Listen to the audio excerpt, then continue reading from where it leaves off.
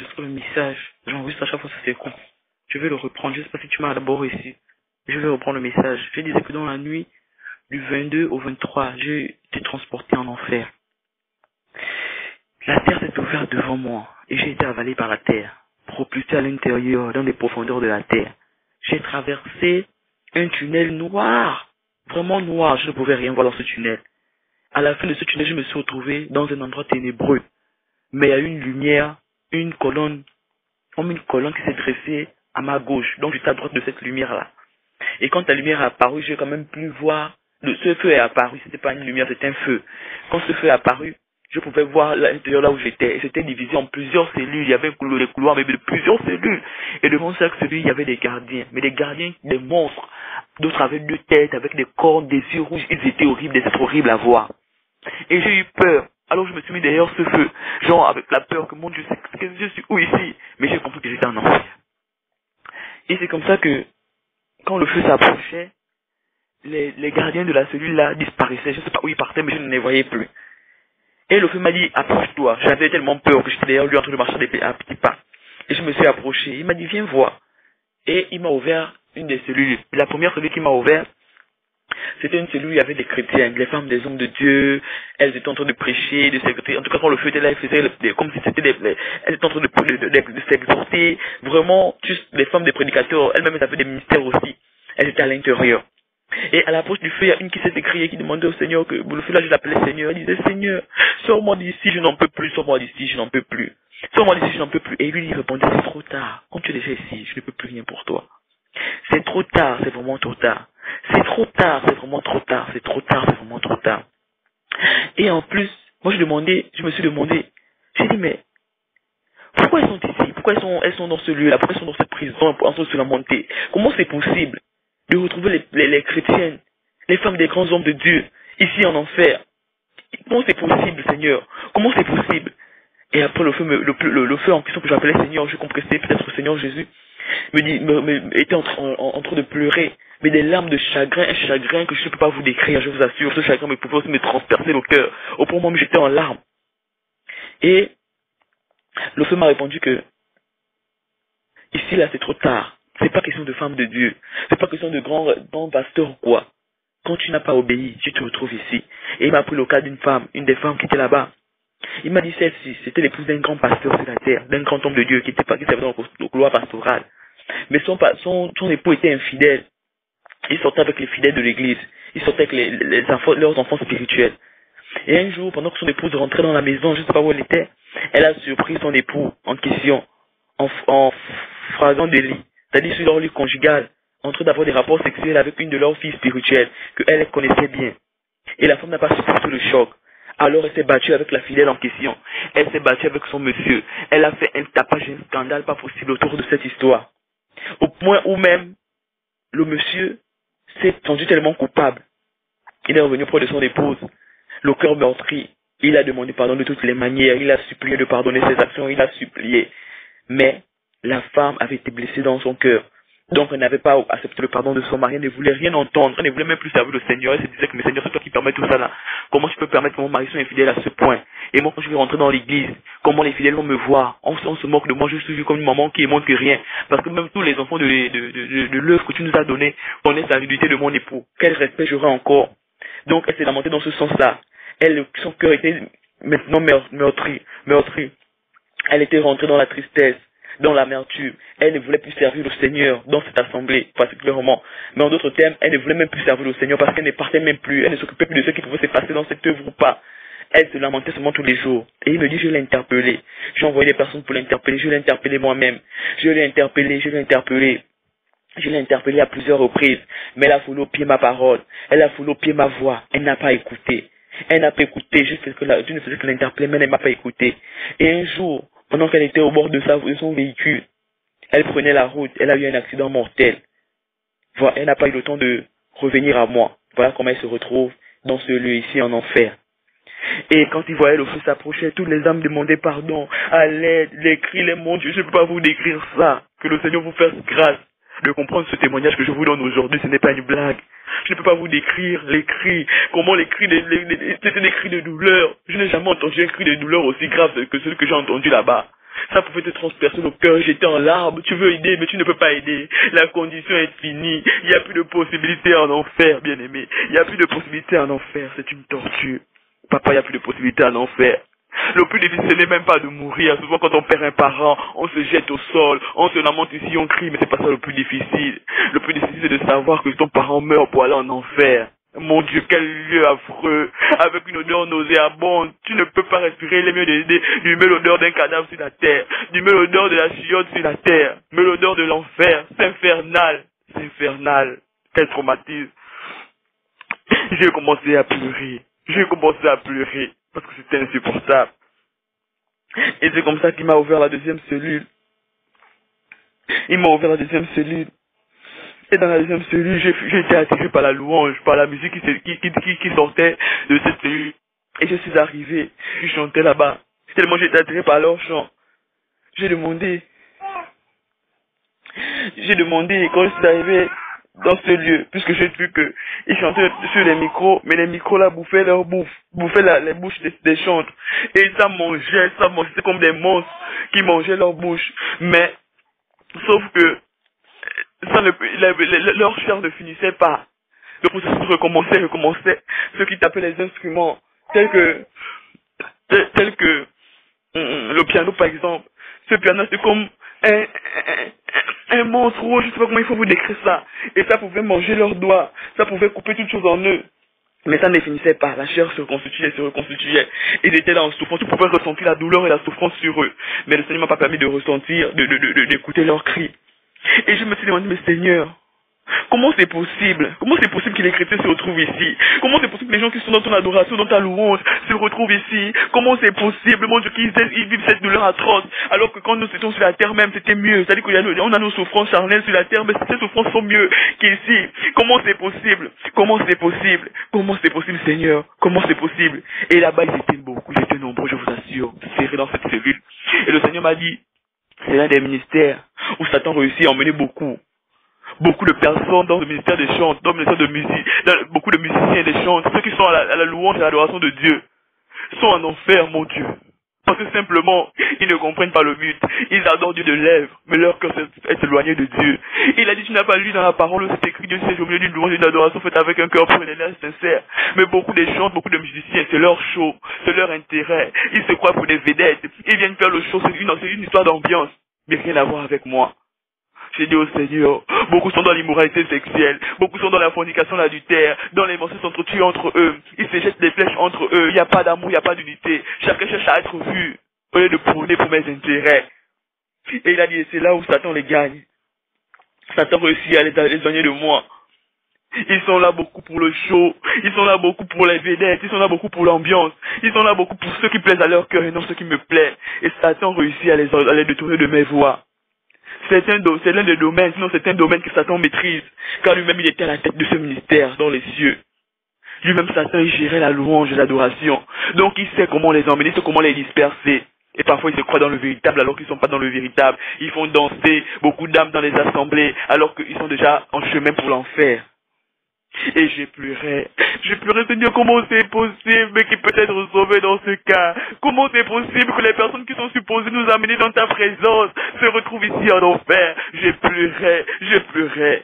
pleuré, mes larmes ne cessaient plus.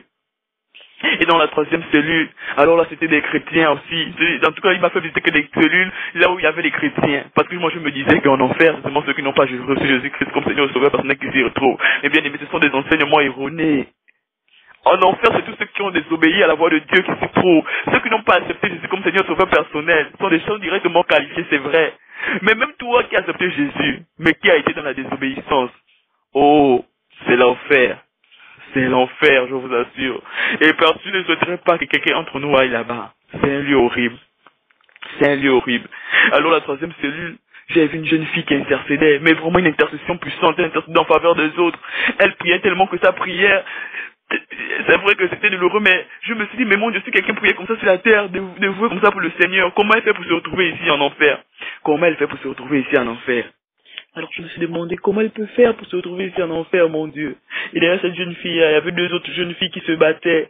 Elles avaient dans leurs mains comme des lames de lance. Elles se mettaient ça, elles s'enfonçaient ça de partout. Suite à cette bagarre, elles sont décédées. Voilà comment elles se retrouvent en enfer. Mais moi, je me suis plus intéressé à cette jeune femme, à cette jeune fille qui est intercellée là. Je me dis, mais Seigneur, comment elle peut faire une intercession aussi bien pour se retrouver ici? Qu'est-ce qu'elle a fait pour mériter ici? Et il m'a dit, il n'a pas vu comment elle faisait ça, mais il me disait, elle commettait l'adultère avec ce monsieur, elle commettait la fornication avec le jeune homme. Et un jour, elle était dans sa chambre, là, je serais Seigneur, fille, mais elle était en train de prier, demandant pardon à Dieu. Elle avait les larmes, vraiment, une repentance touchante. Elle, ce jeune homme dans l'église, pardonne-moi, ne me vomis pas, pardonne-moi, ne me rejette pas ton pardon, pardonne-moi, je ne veux plus commettre l'adultère avec cet homme, je ne veux plus aller avec l'eau au pied, mon amour, vous foulez au pied, vous foulez au pied ma grâce, vous foulez au pied mes bienfaits, vous foulez au pied tout ce que je vous n'interpellais pas. En chemin, je ne parlais pas à son cœur, mais elle partait dans le lieu où il fallait assoupir les désirs de son cœur. Et pour après venir me demander pardon. Plus rien pour toi. C'est trop tard. C'est trop tard. C'est trop tard. Ici c'est trop tard. Ici c'est trop tard. Je ne peux plus. Nous avons également les désirs de la chair. Notre chair est faible. Qui peut être sauvée? Et il m'a demandé qu'est-ce que tu attends par chair faible. Et vous avez le pouvoir de vaincre. Car si ce n'était pas le cas, je devais vous dire essayez d'être saint. Mais je vous ai dit, soyez, c'est l'obéissance que Dieu attend de nous. L'obéissance vaut mieux que le sacrifice. Tu peux opérer tous les sacrifices sur la terre. Tu peux opérer les histoires. Oh Seigneur. Et il m'a dit, vous avez les capacités. Vous avez les capacités. Un homme de Dieu que tu m'entends. S'il te plaît, ne tords pas la parole de Dieu. Ne nous emmenez pas seulement dans l'évangile de la prospérité. Pour la dire, dans l'évangile de la puissance de la résurrection, dans l'évangile des bienfaits terrestres, prêchez-nous l'évangile du salut, je vous en supplie. Ce n'est pas votre condition pour amener les âmes en enfer. C'est-à-dire que toi tu es homme de Dieu, mais c'est toi qui amène. Et moi je pleurais encore. Il pleurait, moi je pleurais ton âme, l'âme de Dieu. C'est les fidèles de Dieu, les jeunes chrétiens à commettre l'adultère avec toi, à commettre les infidélités. Tu peux justifier cela selon le fait que la chair est faible, selon que Dieu comprend, que Dieu voit que vous êtes tous chrétiens. Dieu ne nous comprend pas dans cette situation. Le jour que la mort te prend, il n'y a pas de compréhension. Il n'y a pas de compréhension. Soit tu vas au ciel, soit tu vas en enfer. Il n'y a pas plusieurs endroits, il n'y a que ces deux endroits. Soit c'est le ciel, soit c'est l'enfer. S'il vous plaît, conformons-nous. Ce n'est pas facile, mais attachons-nous au Seigneur. Demandons à Dieu chaque jour, Seigneur, juge-nous. Si tu vois que nous sommes sur des mauvaises voies, ramène-nous. Demandons pardon à Dieu. Ça ne va nous servir à rien d'avoir été chrétien. C'est pas question seulement d'être chrétien. C'est question d'obéir. C'est question d'obéir. Après, il m'a dit dans la cellule où c'était les hommes de Dieu, les prophètes, les apôtres. Il y avait plusieurs cas, plusieurs types d'hommes. Ceux qui conduisaient le peuple de Dieu, mais qui sont les premiers à commettre les adultères, à commettre les immoralités, l'impudicité, les mensonges. Ceux-là qui prêchent l'évangile seulement de prospérité, mais ils ne prêchent pas l'évangile du salut. Ils parlent de tout, sauf du salut, comment aller au Christ, comment hériter le royaume. Ils nous parlent de tout, mais sauf comment suivre Jésus. Oh, pasteur, ramenez-nous à l'évangile du salut, je vous en prie. Alors ces hommes faisaient tout ce qui déplaisait à Dieu. Ils commettaient les immoralités, ils commettaient les choses. Ils emmenaient même les âmes à commettre ces abominations, se cachant la parole de Dieu. Et alors Dieu m'a montré un homme puissant.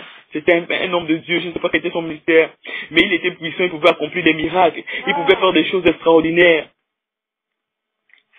Mais il était dans les mauvaises voies, il commettait les adultères, parce que c'était un homme marié, il commettait les faussetés, les tricheries.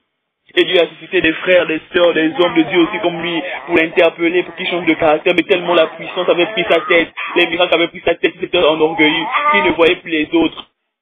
L'orgueil l'avait dépassé. Et Dieu dit, le Seigneur me dit, je l'ai interpellé, j'ai envoyé les frères, je suis passé par des frères, par des sœurs, par des hommes de Dieu aussi. Moi-même, je l'ai interpellé de ce que ce feu me disait. Je l'ai interpellé, mais il a foulé aux pieds ma voix. Dieu lui-même l'a interpellé, mais il n'a pas écouté, il a foulé aux pieds également la voix du Père, du Dieu créateur du ciel et de la terre. Et voilà qu'il se retrouve ici. Je n'ai pas vu les conditions de sa mort, mais il m'a dit voilà comment il se trouve ici. Et j'étais en larmes, j'étais meurtri, je pleurais. Pendant que je pleurais, j'ai levé le visage, la tête. Et je vis un homme qui écrit un livre que j'avais déjà lu sur la terre ici. Et j'ai dit, mais Seigneur, je connais cet homme, il écrit un livre qui m'a émerveillé. Ce livre m'a apporté un plus dans ma vie. Mais comment il fait pour se retrouver ici? Et le Seigneur me répondit, ce n'est pas question d'avoir écrit les livres. Cet homme n'a pas écrit qu'un seul livre, il a écrit plusieurs livres. Il a même amené plusieurs âmes dans mon royaume. Et il continue même aujourd'hui à amener les âmes dans mon royaume.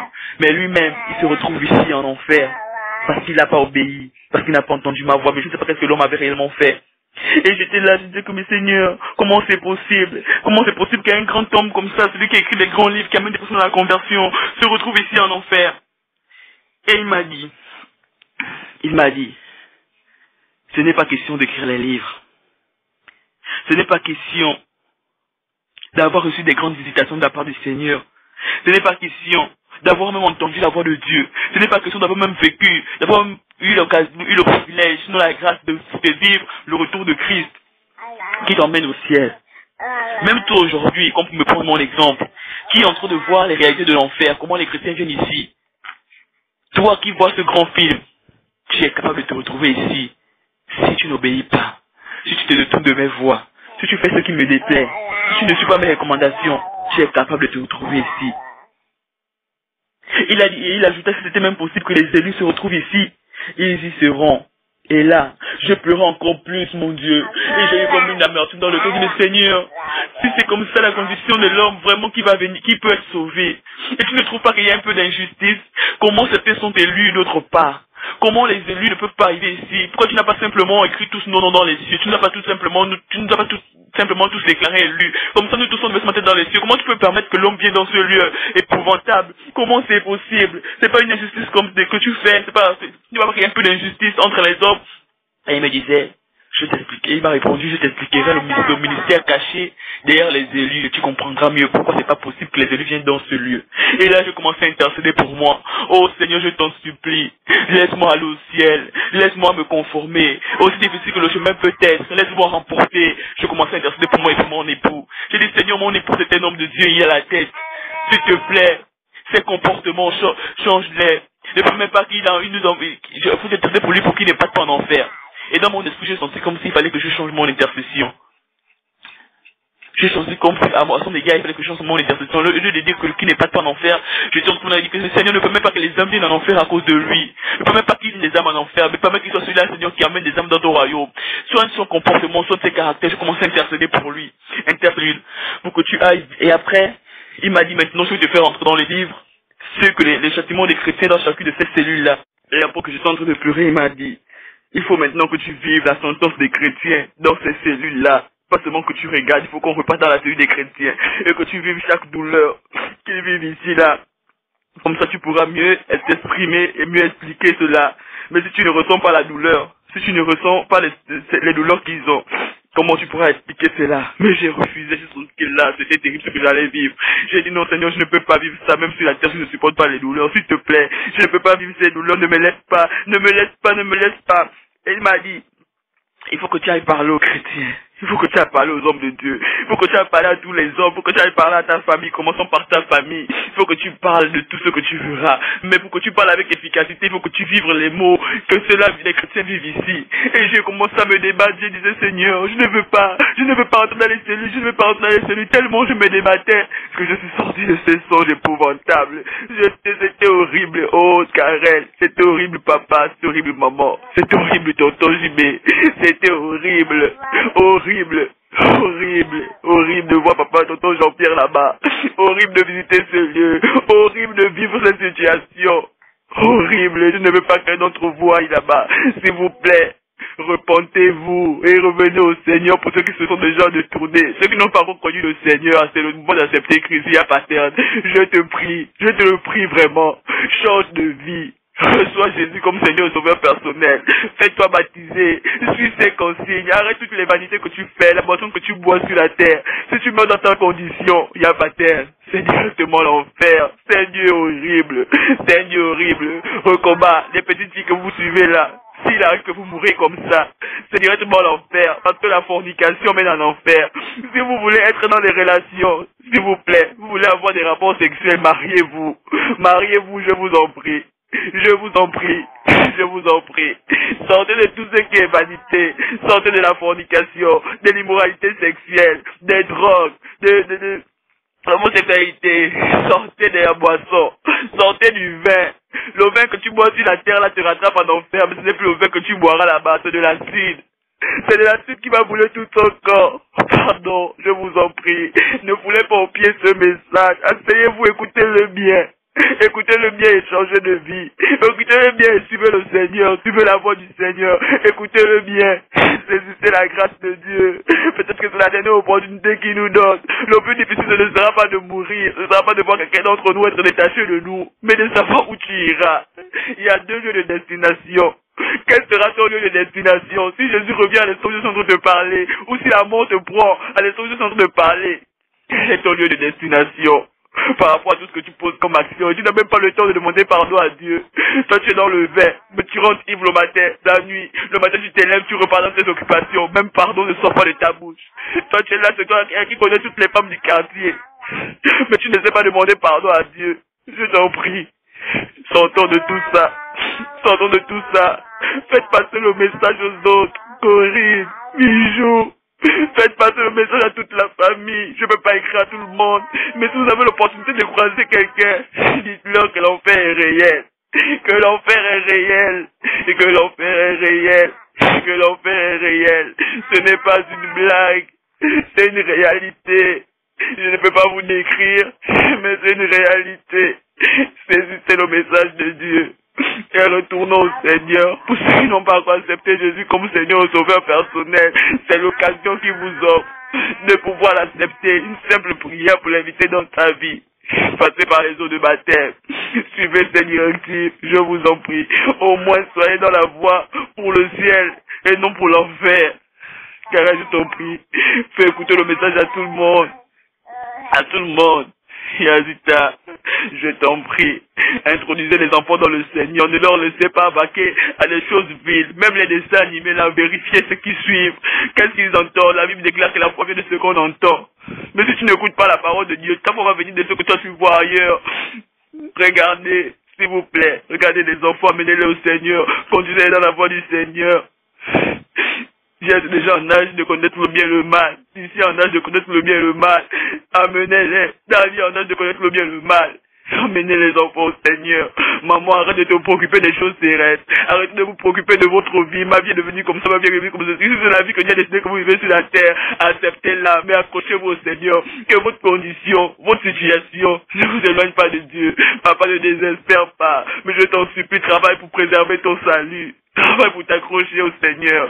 Chaque jour, travaille pour amener tes enfants dans le Seigneur. Demande à Dieu la grâce de faire grâce. Que nous tous nous soyons dans le Seigneur. Que nous soyons sauvés. Tonton Jimé, je t'en prie. Connaissez l'évangile de vérité aux enfants. Amenez les enfants dans le Seigneur. Amenez les enfants dans le Seigneur. Vous qui êtes leaders dans les assemblées. Amenez les âmes au Seigneur. Prêchez l'évangile de vérité. Prêchez l'évangile du salut. Je vous en supplie. Homme de Dieu, femme de Dieu. C'est pas le ministère qui est c'est pas la prophétie, c'est pas les miracles, c'est l'obéissance au Seigneur. Soyons obéissants à la voix de l'Éternel. Il a dit c'est mieux lorsqu'il n'a pas recommencé à parler. S'il n'a pas commencé à interpeller un homme, c'est encore mieux pour toi parce qu'il va continuer à t'interpeller. Mais lorsqu'il a commencé déjà à t'interpeller, fais attention. À chaque fois que tu foules au pied sa voix. Parce que le jour que ce temps viendra, tu n'auras plus d'opportunité. Saisis l'opportunité de Dieu. Je t'en prie. Je t'en prie. Et je disais, non Seigneur, je ne peux pas supporter. Je ne peux pas supporter d'aller là-bas. Je ne peux pas supporter de vivre ces douleurs parce que c'était comme on pouvait me laisser et lui partir. Parce que pour que je vive les douleurs des chrétiens là dans les cellules, il fallait que lui ne soit pas là. Parce que tant qu'il est là, je ne pouvais rien ressentir. Je ne pouvais pas, les démons ne pouvaient pas me toucher ou m'attraper pour m'emmener dans les cellules. J'ai dit, je ne peux pas supporter. Je ne peux pas supporter. Je ne peux pas supporter. Même sur la terre, je ne supporte pas les douleurs de physique. C'est pas ce genre de douleur que je veux supporter, s'il te plaît. S'il te plaît, je ne peux pas supporter. Mais s'il te plaît, attends d'abord. Dis-moi un peu. Est-ce que j'ai mes parents ici dans ce lieu? Est-ce que j'ai les personnes que j'ai connues, mes connaissances, les amis, qui sont dans ce lieu en tourment? Il m'a dit, mais bien sûr. Il y en a plusieurs qui sont ici. Ceux qui ne m'ont pas connu, ceux qui m'ont rejeté. Et j'ai dit, Seigneur, je peux les voir, je vais voir leurs conditions. Oh mon Dieu, oh mon Dieu. Écoutez bien le message que je vous donne. Ce n'est pas une blague. Peut-être que vous allez penser que c'est une blague, mais je peux t'assurer que ce n'est pas une blague. L'enfer existe, mon Dieu. C'est comme ça qu'on a changé de couloir. C'est comme si on est quitté du couloir là où il y avait les chrétiens. Et il m'a mené dans ces couloirs autres. Et il m'a montré une cellule. Et là, c'était tonton Jean-Pierre que j'ai vu. Et il pouvait me reconnaître. Il m'a appelé maman. Aide-moi à sortir d'ici, je n'en peux plus. Aide-moi à sortir d'ici, je n'en peux plus. Il était allongé sur le sol, il ne pouvait même pas se lever pour venir vers moi. Et moi aussi, je ne pouvais pas l'aider pour qu'il sorte de cette cellule. J'ai commencé à pleurer, à pleurer, à pleurer. Et je voulais l'aider, je ne pouvais pas. Et disait, Seigneur, je t'en prie, aide-moi. Donne-moi une seule seconde pour repartir sur la terre, juste pour t'accepter comme Seigneur et Sauveur personnel. Et le Seigneur lui disait, c'est trop tard, c'est trop tard. Ici, il n'y a plus de possibilité. C'est trop tard. C'est trop tard. Et je dis, Seigneur, comment mon oncle peut se retrouver ici? Pendant qu'il était allongé sur le sol, c'est comme de l'acide qui brûlait son corps. Et ça recommençait, ça recommençait. Je n'ai pas ressenti ces douleurs, mais je pouvais lire la douleur en lui, la pénitence en lui. J'ai dit, Seigneur, comment c'est possible? Comment c'est possible que mon oncle soit ici? Et j'ai imaginé la douleur que ça pouvait me faire si j'aurais vu mon enfant dans ce lieu, si j'aurais vu ma maman, mon papa dans ce lieu. Et j'ai commencé à pleurer encore plus. Et Dieu m'a dit, je lui ai interpellé, je lui ai donné l'opportunité, mais il ne m'a pas écouté. Et il m'a fait voir son image, comment il était dans les bars en train de boire, même le jour la veille de sa mort. Il buvait, et le Seigneur envoyait des chrétiens vers lui qui voulaient lui parler de Jésus. Mais tellement il était ivre de vin, il n'a pas écouté, il les a repoussés. Et quand il s'est endormi dans sa chambre, oh mon Dieu, il a commencé à s'étouffer, c'est comme s'il se battait avec quelqu'un. Il voulait se débattre pour sortir crier, mais c'était trop tard, c'était trop tard. Il essaie de se tirer sur son lit, c'est trop tard. Et il est mort sans Jésus. Voilà comment il s'est retrouvé là-bas. Et il me criait, maman, ne me laisse pas ici. Maman, ne me laisse pas dans ce lieu. Va dire à la famille que ce lieu est épouvantable. Va dire à la famille que ce n'est pas un lieu où elle doit se retrouver. Va dire à la famille de s'accrocher à Jésus. Parle de Jésus, ce n'est pas un mythe, c'est une réalité. Moi, je me disais que c'était une affaire des hommes, une invention des hommes. Mais ce n'est pas une invention des hommes. C'est réel, l'enfer. C'est un Dieu épouvantable. Oh mon Dieu. Comment c'est possible? Comment c'est possible qu'un Dieu pareil puisse exister pour les hommes? Et il était là en train de me supplier, mais je ne pouvais pas l'aider, je ne pouvais pas l'aider, je ne pouvais pas l'aider, je ne peux pas te décrire la douleur que j'ai ressentie en le voyant là-bas, je ne peux pas te décrire cette douleur, je vous en supplie, respectons les consignes de Dieu, attachons-nous au Seigneur, soyons prêts à tout moment, papa je t'en prie, maman je t'en prie, tout ce que l'on peut rechercher sur la terre, argent, bienfait, ce n'est pas la peine. Accrochons-nous au Seigneur. Même si Dieu nous donnait tout l'or du monde, si notre âme venait à périr, l'or ne nous servirait pas en enfer. Il n'y a pas de repos en enfer. Tu ne peux pas fermer les yeux une seule seconde. Tu ne peux pas respirer une seule seconde. Tu es dans le tourment total. Je pleurais. Je voulais aider tonton Jean-Pierre, mais je ne pouvais plus l'aider. Et le Seigneur me disait, c'est trop tard. C'est trop tard. Mais trop tard. C'est trop tard, c'est vraiment trop tard, c'est vraiment trop tard, c'est vraiment trop tard. Et il disait, Seigneur, je t'en prie, je ne savais pas ton existence, je ne croyais pas que tu étais vrai. Donne-moi seulement une seule seconde pour repartir sur la terre juste pour t'accepter. Et le Seigneur lui disait, c'est trop tard, il n'y a plus de possibilité ici. Il n'y a plus de possibilité ici. Il n'y a plus de possibilité ici. Il n'y en a plus. Il n'y en a plus, il n'y en a plus, il n'y en a plus de possibilités, c'est plus possible. Et ensuite j'ai été transporté dans une autre cellule, et il y avait un de mes amis que j'ai connu en troisième, qui est décédé pendant que j'étais en Afrique du Sud, et il est décédé suite à un accident, et dans cette cellule il avait les pieds cassés, les os brisés. Parce que quand il avait fait l'accident, c'était un accident vraiment mortel. Et Dieu m'avait décrit également, le Seigneur m'a décrit également les conditions de sa mort. Il venait d'avoir son diplôme supérieur, il est allé célébrer en boîte de nuit avec des amis, les enfants des ministres du pays, du Gabon. Et pendant qu'ils étaient en train de célébrer dans la boîte de nuit, ils ont commis toutes sortes d'immoralités. Ils ont bu le vin, ils se sont drogués pour certains, ils ont eu des rapports sexuels avec des filles, ils étaient ivres à mort. Et c'était l'enfant des ministres qui était au volant. Sur leur chemin de retour, ils ont fait un accident mortel vers sur la route du charbonnage. Et lui, il est mort sur le champ. Et voilà comment il s'est retrouvé en enfer. Voilà comment il s'est retrouvé en enfer. Et j'étais en train de pleurer. J'étais en train de pleurer. J'étais en train de pleurer. J'ai commencé. J'étais en train de pleurer. J'étais en train de pleurer.